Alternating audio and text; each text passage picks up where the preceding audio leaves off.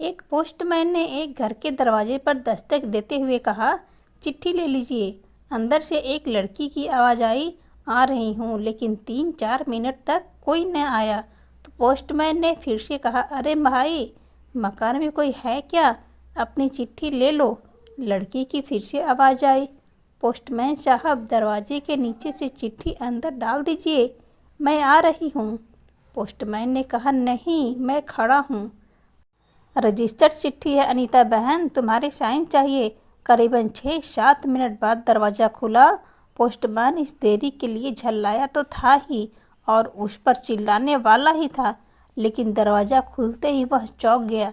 सामने एक अपाहिज लड़की थी जिसके पाँव नहीं थे। पोस्टमैन चुपचाप पत्र देकर और उसके साइन लेकर चला गया। हफ्ते 2 हफ्ते के बाद जब कभी उस लड़की के लिए डाक आती, एक आवाज़ देता और जब तक वह लड़की न आती तब तक खड़ा रहता। एक दिन उसने पोस्टमैन के नंगे पांव देखा। दीपावली नज़दीक आ रही थी। उसने सोचा, पोस्टमैन को क्या इनाम दूँ। एक दिन जब पोस्टमैन डाक देकर चला गया, तब उस लड़की ने जहां पोस्टमैन खड़ा था, मिट्टी पर पोस्टमैन के पाँव के निशान बने थे। उस पर कागज़ रखकर उन पाँवों का चित्र उतार लिया। अगले दिन उसने अपने यहाँ काम करने वाली बाई से उस नाप के जूते मंगवा लिए। दीपावली आई तो उसके अगले ही दिन पोस्टमैन ने गली के सब लोगों से तो इनाम मांगा और सोचा कि अब इस बिटिया से क्या इनाम लेना, पर गली में आया हूँ तो उससे मिल ही लेता हूँ। उसने दरवाज़ा खटखटाया। अंदर से आवाज़ आई, कौन? पोस्टमैन ने कहा, बिटिया, मैं आया हूँ। लड़की हाथ में एक गिफ्ट का पैकेट लेकर आई और कहा, अंकल, मेरी तरफ से दीपावली पर आपको यह भेंट है। पोस्टमैन ने कहा, तुम तो मेरे लिए मेरी बेटी के समान हो, तुमसे मैं गिफ्ट कैसे लूं?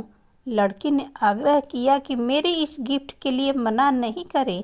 ठीक है, कहते हुए पोस्टमैन ने पैकेट लिया। लड़की ने कहा, अंकल, इस पैकेट को घर ले जाकर खोलना। घर जाकर जब उसने पैकेट खोला तो चकित रह गया, क्योंकि उसमें एक जोड़ी जूते थे। उसकी आंखें भर आई। अगले ही दिन वह ऑफिस पहुंचा और फौरन पोस्ट मास्टर से फरियाद की कि उसका तबादला फौरन कर दिया जाए। पोस्ट मास्टर ने कारण पूछा तो पोस्टमैन ने वे जूते टेबल पर रखते हुए सारी कहानी सुनाई और भीगी आंखों और रूधे कंठ से कहा, आज के बाद मैं उस गली में नहीं जा सकूंगा।